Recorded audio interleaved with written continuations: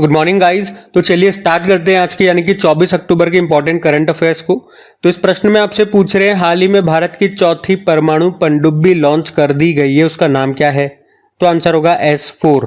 तो अभी भारत के विशाखापत्तनम के शिप बिल्डिंग सेंटर से अरिहंत श्रेणी की चौथी परमाणु पनडुब्बी S4 को लॉन्च कर दिया गया है। ये परमाणु पनडुब्बी 3500 किलोमीटर रेंज के साथ 8 K4 बैलिस्टिक मिसाइलें दागने में सक्षम है।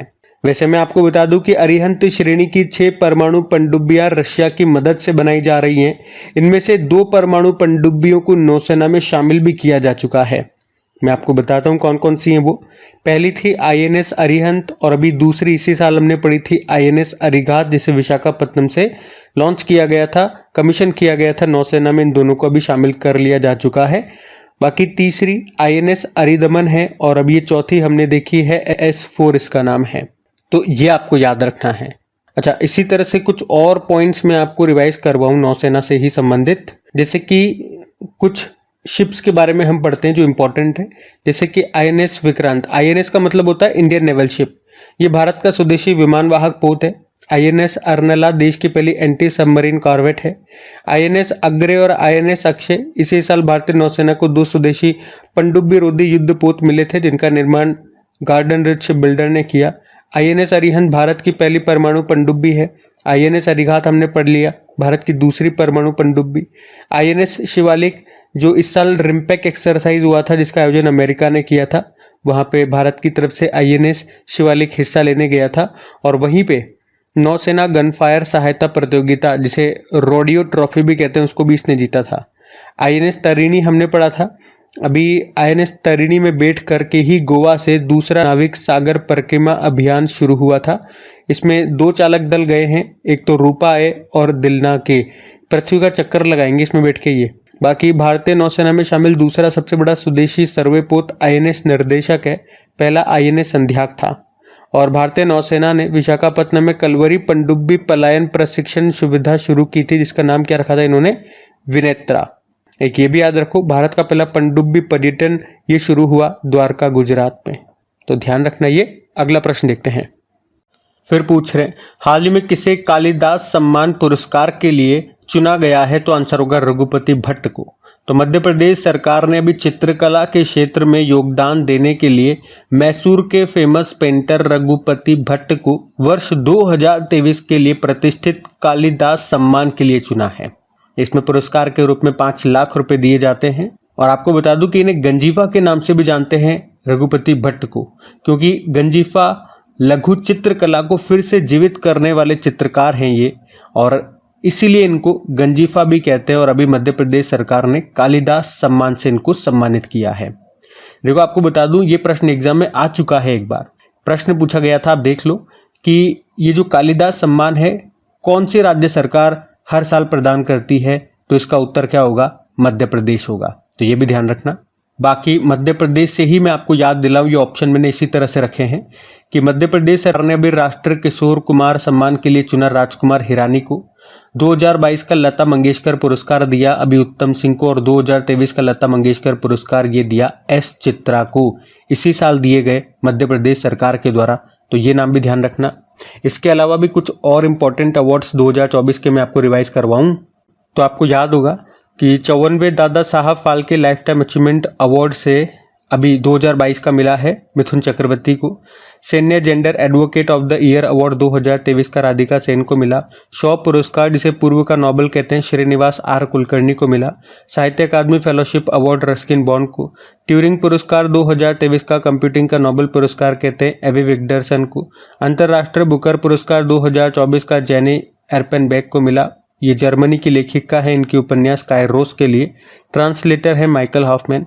वीटली गोल्ड अवार्ड, जिसे ग्रीन ऑस्कर कहते हैं, 2024 का पूर्णिमा देवी बर्मन को मिला, असम की हैं। 2024 का लच्छू महाराज पुरस्कार पंडित राजेंद्र गंगा नाई को।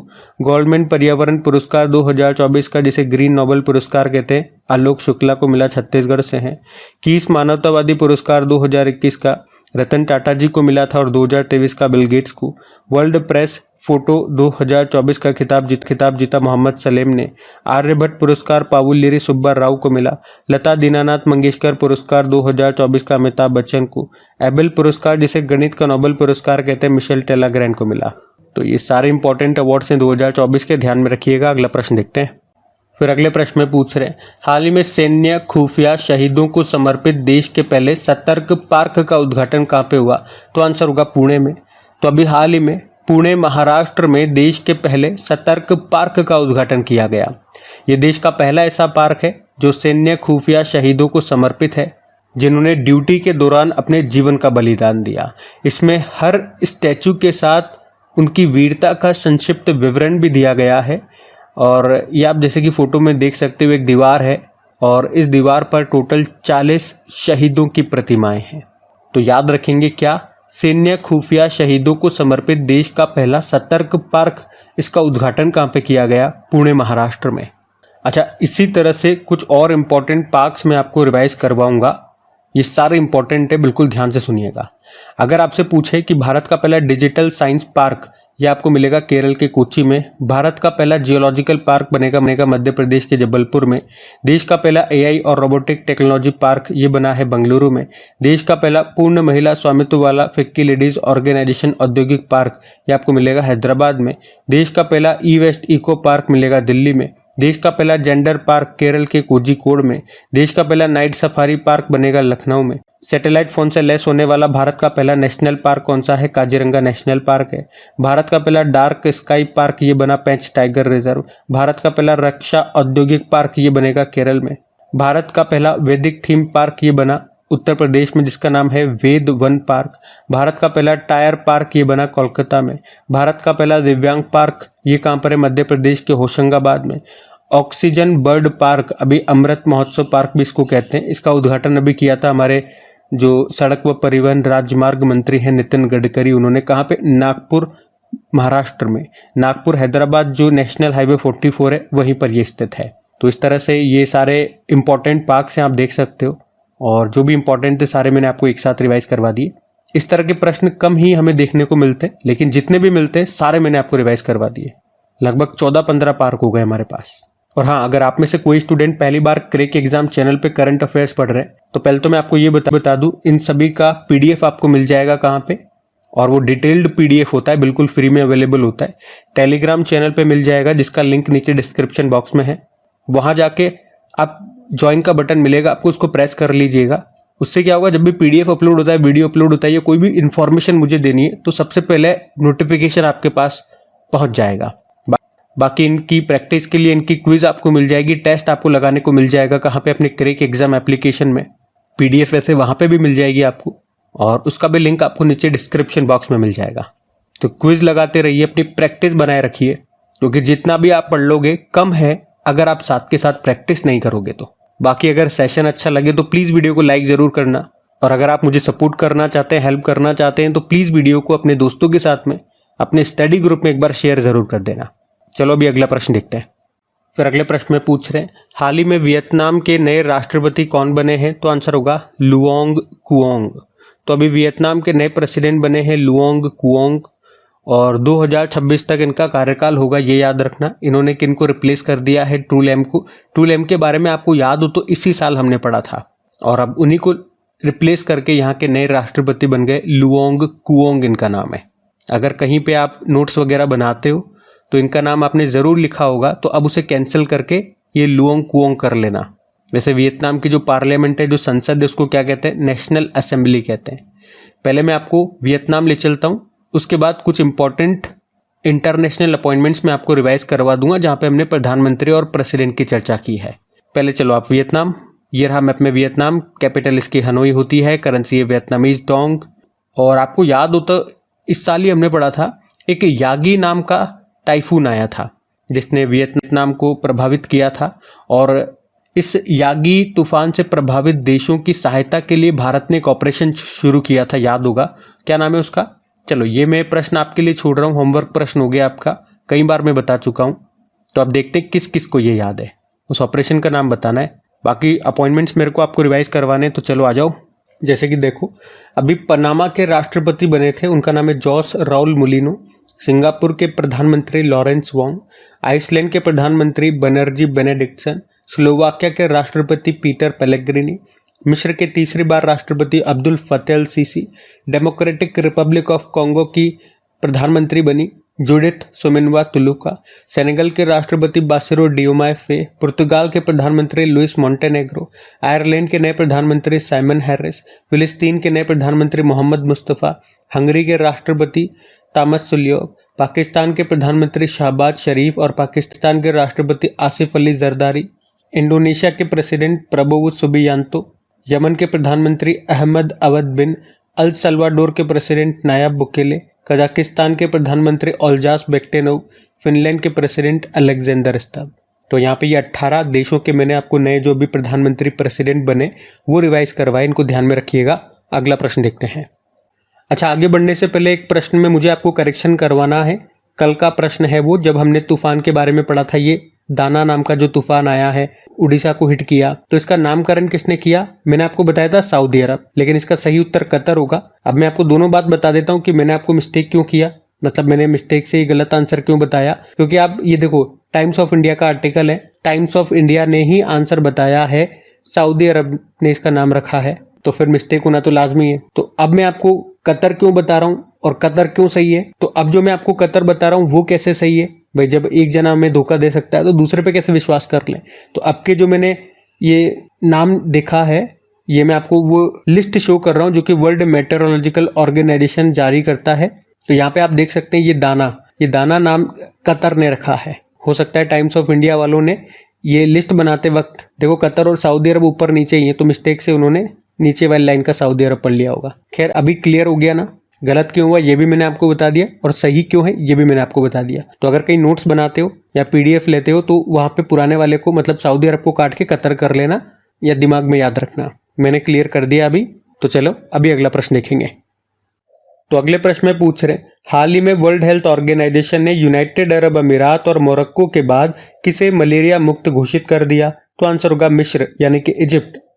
देखो, इस प्रश्न को ऐसे बोला जाना चाहिए कि अभी यूनाइटेड अरब अमीरात और मोरक्को के बाद पूर्वी मध्य क्षेत्र में WHO से मलेरिया मुक्त प्रमाण पत्र यानी कि सर्टिफिकेट हासिल करने वाला तीसरा देश बन गया है इजिप्ट। क्योंकि वैसे मलेरिया मुक्त तो बहुत सारे देश हो चुके हैं, लगभग 44 कंट्रीज हो चुके हैं आज के टाइम पे, लेकिन अगर हम बात करते हैं पूर्वी मध्य क्षेत्र की, तो वहां पे ये तीसरा देश बना है इजिप्ट आफ्टर यूनाइटेड अरब अमीरात और मोरक्को। ये प्रश्न ऐसे बोला होना चाहिए, ये सही है, ठीक है। अच्छा, अगर हम बात करते हैं कि कोई भी देश किसी भी रोग से कब मुक्त घोषित होता है, जैसे कोई भी एक देश ले लेते हैं और एक कोई भी रोग ले लेते, मलेरिया की बात कर लेते हैं, ठीक है। कोई भी एक कंट्री है, वो मलेरिया मुक्त कब माना जाएगा? तो अगर उस देश में 3 सालों तक मलेरिया का कोई भी केस नहीं आता है तो उस देश को मलेरिया मुक्त आप मानोगे। मलेरिया की जगह कोई सा भी रोग आप ले लो, उस रोग का अगर कोई भी नया पेशेंट 3 सालों तक नहीं आता है, कोई भी नया केस नहीं आया, तो उस रोग से उस देश को मुक्त मान लिया जाएगा। वैसे भारत क्या मलेरिया मुक्त हो चुका है क्या? तो आंसर होगा नहीं। हमारा लक्ष्य जरूर है, 2030 का लक्ष्य है मलेरिया मुक्त होने का। में मलेरिया दिवस कब मनाया जाता है? 25 अप्रैल को मनाया जाता है वैसे। और मलेरिया किसके कारण होता है? देखो, मलेरिया जो है वो वैसे तो प्लाज्मोडियम प्रोटोजोआ के कारण होता है, जिसे आप रोग कारक कहते हो, लेकिन ये जो प्लाज्मोडियम प्रोटोजोआ है ये हमारे ब्लड में कैसे पहुंचता है? तो उसके लिए एक वाहक चाहिए, एक वेक्टर चाहिए। तो वो रोग वाहक कौन है? मादा एनाफिलीज मच्छर है। और इसी का पता लगाया था एक साइंटिस्ट ने, उनका नाम है रोनाल्ड रॉस, और इसी के लिए उनको 1902 में नोबेल पुरस्कार मिला था।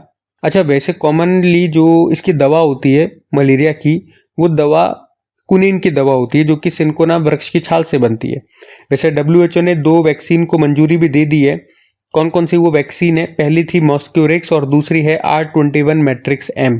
आपको याद हो तो अभी इसी साल हमने पढ़ा था कि भारत एक रोग से मुक्त हो गया है। कौन सा रोग है वो, ये मैं नहीं बताऊंगा, ये आप लोगों के लिए होमवर्क प्रश्न छोड़ रहा हूं। आपको हिंट दे देता हूं, ठीक है। हिंट ये है कि उसका संबंध आंखों से है। आप बताओ। उसके अलावा वैसे हमारा टीबी को खत्म करने का लक्ष्य 2025 है। देखो, यहाँ पे इजिप्ट की बात हुई है तो ये रहा मैप में इजिप्ट, कैपिटल कायरो होती है, currency Egyptian pound, president Abdul Fattah al Sisi है। इजिप्ट को नील नदी का वरदान कहते हैं। और अभी ब्रिक्स में 1 जनवरी 2024 को ब्रिक्स में 5 नए देश शामिल हुए, उसमें इजिप्ट भी शामिल है।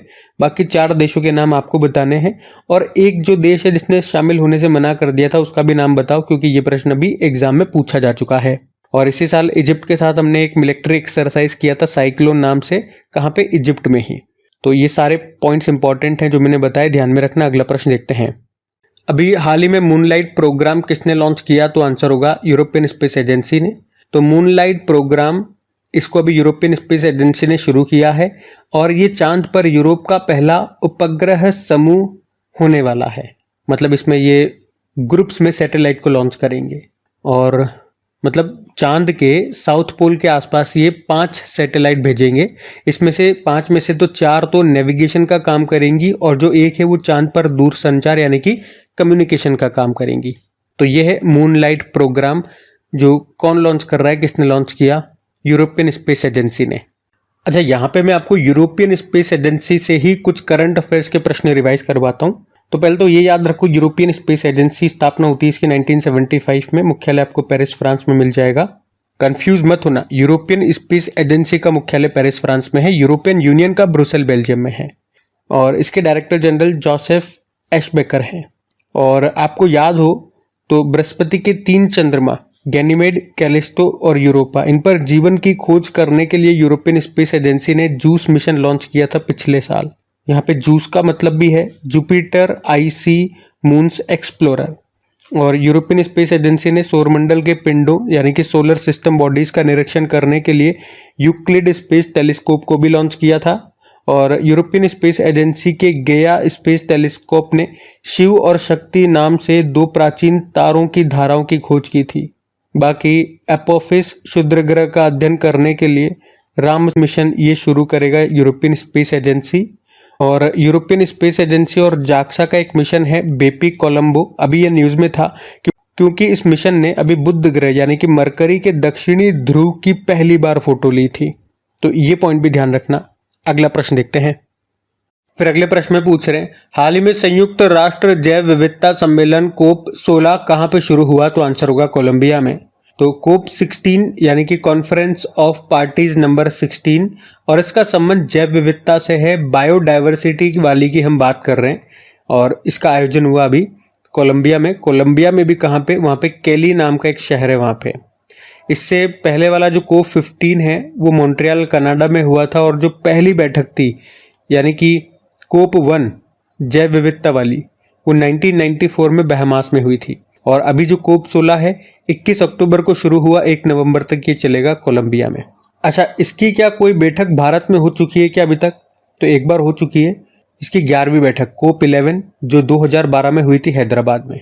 अच्छा, कोप जो है कॉन्फ्रेंस ऑफ पार्टीज, इसमें एक तो हमने कहा ये बायोडाइवर्सिटी वाली हम बात कर रहे हैं, और आप कहोगे कि अभी एक कोप 29 का आयोजन भी तो होना है बाकू अजरबैजान में। पिछले साल कोप 28 यूनाइटेड अरब अमीरात, उससे पहले कोप 27 शर्म अल शेख इजिप्ट में हुआ था। वो कौन सा है? तो वो जलवायु परिवर्तन वाली है, क्लाइमेट चेंज वाली है। तो 2 तरह की कॉन्फ्रेंस ऑफ पार्टीज होती है, एक तो ये बायोडाइवर्सिटी वाली और एक क्लाइमेट चेंज वाली। चलो उसमें भी एक इम्पॉर्टेंट पॉइंट मैं आपको बता दूं कि भारत जो जलवायु परिवर्तन वाली जो कॉन्फ्रेंस ऑफ पार्टीज है उसकी 33वीं बैठक यानी कि कोप 33 को होस्ट करेगा 2028 में। और ये दूसरी बार मौका होगा जब भारत इसे होस्ट करेगा। इससे पहले भी कर चुका है भारत इसको होस्ट, कब? 2002 में, जो इसकी 8वीं बैठक हुई थी कोप 8 नई दिल्ली में हुआ था वो। तो वो भी याद रख लो। और बात यहाँ पे कोलंबिया की है, तो ये साउथ अमेरिकी एक देश है। कैपिटल बोगोटा होती है, करेंसी है कोलंबियन पीसो, प्रेसिडेंट है गुस्तावो पेट्रो। अभी इससे संबंधित एक प्रश्न आपने कोई पढ़ा था क्या? याद आएगा कि भारत के साथ फिल्म उद्योग में साझेदारी करने वाला 17वां देश वो यही बना था, कोलंबिया। पढ़ा था हम लोगों ने, ध्यान रखना, इंपॉर्टेंट है। अगला प्रश्न देखते हैं। फिर अगले में पूछ रहे हैं कि अभी हाल ही में भारतीय सेना के सुदर्शन चक्र कोर ने कहाँ स्वावलंबन शक्ति अभ्यास का आयोजन किया? तो आंसर होगा उत्तर प्रदेश। तो अभी भारतीय सेना के दक्षिणी कमान के सुदर्शन चक्र कोर ने स्वावलंबन शक्ति अभ्यास का आयोजन किया। 17 अक्टूबर को शुरू हुआ, 22 अक्टूबर तक चला। कहाँ पे? झांसी के पास बबीना फील्ड फायरिंग रेंज में। उद्देश्य था युद्ध क्षमताओं को बढ़ाना और स्वदेशी रक्षा विनिर्माण को बढ़ावा देना। ये सेना की एक स्ट्राइक कोर है, सुदर्शन चक्र कोर, जिसका मुख्यालय आपको भोपाल में मिलेगा। अब देखो मिलिट्री एक्सरसाइज अभ्यास से संबंधित अभी कल ही, शायद कल या परसों ही, मैंने आपको सारी इंपॉर्टेंट एक्सरसाइज 2024 की रिवाइज करवाई थी। तो आज मैं आपको एक्सरसाइज तो रिवाइज नहीं करवाऊंगा, लेकिन मैं आपको उत्तर प्रदेश ले चलता हूँ। उत्तर प्रदेश की कैपिटल लखनऊ है। मुख्यमंत्री हैं योगी आदित्यनाथ। गवर्नर कौन है? आनंदीबेन पटेल है। राजकीय पक्षी सारस है। पशु है बारहसिंगा। वृक्ष है अशोक का। पुष्प है पलास का। फल है आम। और नारोरा न्यूक्लियर पावर प्लांट आपको यहीं पे मिलेगा। और 53वां जो भारत का टाइगर रिजर्व है वो उत्तर प्रदेश का ही है, जो उत्तर प्रदेश का चौथा टाइगर रिजर्व बना था, रानीपुर टाइगर रिजर्व। और देश का 33वां एलिफेंट रिजर्व और उत्तर प्रदेश का दूसरा एलिफेंट रिजर्व बना था, तराई एलिफेंट रिजर्व। कुछ करंट अफेयर्स के प्रश्न मैं आपको और रिवाइज कराऊँ यहाँ से 2024 के, जैसे कि मुख्यमंत्री युवा उद्यम विकास योजना शुरू हुई थी। उपवन योजना और हेरिटेज ट्री एडॉप्शन योजना यहाँ शुरू हुई थी। एशियाई किंग गिद्धों के लिए विश्व का पहला संरक्षण और प्रजनन केंद्र ये बना है गोरखपुर में। पहला संयुक्त कमांडर सम्मेलन लखनऊ में हुआ। वैदिक 3D संग्रहालय म्यूजियम ये खोला जाएगा वाराणसी में। और अभी पर्यावरण मंत्री भूपेंद्र यादव ने स्वच्छ वायु सर्वेक्षण पुरस्कार वितरित किए थे, जिसमें 3 लाख से लेकर 10 लाख के बीच आबादी वाले शहरों की श्रेणी में तो फिरोजाबाद को मिला था, और 3 लाख से कम जनसंख्या वाले शहरों की श्रेणी में रायबरेली को मिला था। उत्तर प्रदेश की पहली एयरलाइन कौन सी बनी? शंख एयरलाइन। देश का पहला हिंदी साहित्य संग्रहालय, ये तो हो गया ना, ऊपर पढ़ लिया हमने, है ना? नहीं ये नहीं पढ़ा, वो 3D संग्रहालय था, ये अलग है। देश का पहला हिंदी साहित्य संग्रहालय ये वाराणसी में बनेगा। और नरेंद्र मोदी ने अभी डॉक्टर संपूर्णानंद इंटरनेशनल स्टेडियम का उद्घाटन किया वाराणसी में। इसका नाम उत्तर प्रदेश के दूसरे मुख्यमंत्री रहे संपूर्णानंद के नाम पर रखा गया है। तो ये सारे इंपॉर्टेंट पॉइंट्स हैं उत्तर प्रदेश से संबंधित, ध्यान रखिएगा। अगला प्रश्न देखते हैं। फिर अगले में पूछ रहे हैं, अभी हाल ही में HSBC की चीफ फाइनेंस ऑफिसर किसे नियुक्त किया गया, या नियुक्त होने वाली पहली महिला कौन बन गई है? तो आंसर होगा पाम कोर। तो HSBC यानी कि हांगकांग और शंघाई बैंकिंग कॉरपोरेशन, इसने भी पाम कोर को अपना मुख्य वित्तीय अधिकारी चीफ फाइनेंस ऑफिसर नियुक्त किया है, और इस पद पर आने वाली वो पहली महिला है। तो इसीलिए प्रश्न मैं आपको करवा रहा हूँ, और वे भारतीय मूल की भी हैं, तो हमारे लिए प्रश्न इंपॉर्टेंट होता है। HSBC एक ब्रिटिश बहुराष्ट्रीय बैंक है, स्थापना जिसकी 1865 में हुई थी। और मैं आपको बता दूं कि मर्केंटाइल बैंक ऑफ इंडिया को खरीद करके भारत में इसने अपना परिचालन शुरू किया था। वैसे इसका मुख्यालय आपको लंदन यूके में मिलेगा, और ग्लोबली इसके जो CEO है उनका नाम है जॉर्जेस एल्हेडरी। और भारत में जो HSBC इंडिया के CEO है उनका नाम हितेंद्र दवे है। इस बैंक की जो टैगलाइन है वो होती है द वर्ल्ड्स लोकल बैंक। बाकी देखो, जयसिंता कल्याण भारत की पहली महिला पिच क्यूरेटर बनी थी। बाला देवी अब भाई 50 अंतर्राष्ट्रीय गोल करने वाली पहली भारतीय महिला फुटबॉलर बनी। और नल्ला थम्बी कलाई सेल्वी CSIR की पहली महिला डायरेक्टर जनरल बनी थी। तो ध्यान रखना ये। अगला प्रश्न देखते हैं। तो अगले प्रश्न में पूछ रहे हैं, अभी हाल ही में इंटरनेशनल शूटिंग स्पोर्ट्स फेडरेशन द्वारा लियू युकुन को पुरुष एथलीट ऑफ द ईयर घोषित किया गया। इनका संबंध किस देश से है? तो चाइना आंसर हो जाएगा। तो अभी इंटरनेशनल शूटिंग स्पोर्ट्स फेडरेशन ने वर्ष के सर्वश्रेष्ठ एथलीट के रूप में पुरुष और महिला खिलाड़ियों को चुना है। पुरुषों में तो best athlete of the year चुने गए लियू युकुन, जो कि चाइनीज है। और इनका नाम आपने कब सुना था? अभी पेरिस ओलंपिक 2024 में 50 मीटर राइफल इवेंट में ये गोल्ड लेकर के आए थे। वहीं महिलाओं में बात करेंगे, महिलाओं में best athlete of the year चुनी गई यांग जी इन, ये साउथ कोरिया की हैं। बाकी इंटरनेशनल शूटिंग स्पोर्ट्स फेडरेशन स्थापना होती है 1907 में, हेडक्वार्टर म्यूनिख जर्मनी में है। और शूटिंग से याद होगा आपको, भारत के लिए ओलंपिक में जो पहला गोल्ड लेकर के आए थे वो शूटिंग में ही आया था। अभिनव बिंद्रा लेकर के आए थे सन 2008 में, जो बीजिंग ओलंपिक हुआ था वहां पे। और अभी 2024 में भी याद होगा आपको, मनु भाकर का नाम बहुत चर्चा में रहा था। इनका संबंध भी शूटिंग से है। यहाँ पे ये 2 मेडल लेकर के आई थी, दोनों ब्रोंज मेडल थे 10 मीटर एयर पिस्टल इवेंट में। ठीक है, तो ये थी आज की आपकी करंट अफेयर्स की क्लास। उम्मीद करूंगा सेशन पसंद आया होगा। फिर भी कमेंट करके जरूर बताइएगा सेशन आपको कैसा लगा। एक बार फिर से याद दिला दूं, अभी भी आपने वीडियो को लाइक नहीं करा तो प्लीज वीडियो को लाइक जरूर कर दीजिए, शेयर जरूर कर दीजिए। बाकी क्विज आपको मिल जाएगी आपकी क्रैक एग्जाम एप्लीकेशन पे, पीडीएफ मैंने अपलोड और पीडीएफ भी आपको मिल जाएगी। तो चलो अभी कल के करंट अफेयर्स का मैं आपको क्विक रिवीजन करा दूं, फिर हम सेशन एंड करते हैं। तो पहला प्रश्न पूछा था, इंटरनेशनल क्रिकेट में सर्वाधिक मैच खेलने वाली महिला खिलाड़ी बन गई है सुजी बैट्स, न्यूजीलैंड की है। कौन सा देश इंटर पार्लियामेंट्री यूनियन का 181वां सदस्य बन गया है? जमैका। उसके अलावा 2025 में 18वां प्रवासी भारतीय दिवस ये कहाँ पे आयोजित किया जाएगा? भुवनेश्वर। उड़ीसा में आने वाले भीषण चक्रवाती तूफान दाना का नामकरण किसने किया? ये मैंने आपको बता दिया, करेक्ट करवा दिया, कतर आंसर होगा। वर्ल्ड स्टील एसोसिएशन के अध्यक्ष कौन बन गए? टीवी नरेंद्रन। हाल ही में जारी आर्थिक स्वतंत्रता सूचकांक में भारत कौन से स्थान पर रहा? 84। और राष्ट्रीय पुलिस स्मृति दिवस मनाया 21 अक्टूबर को।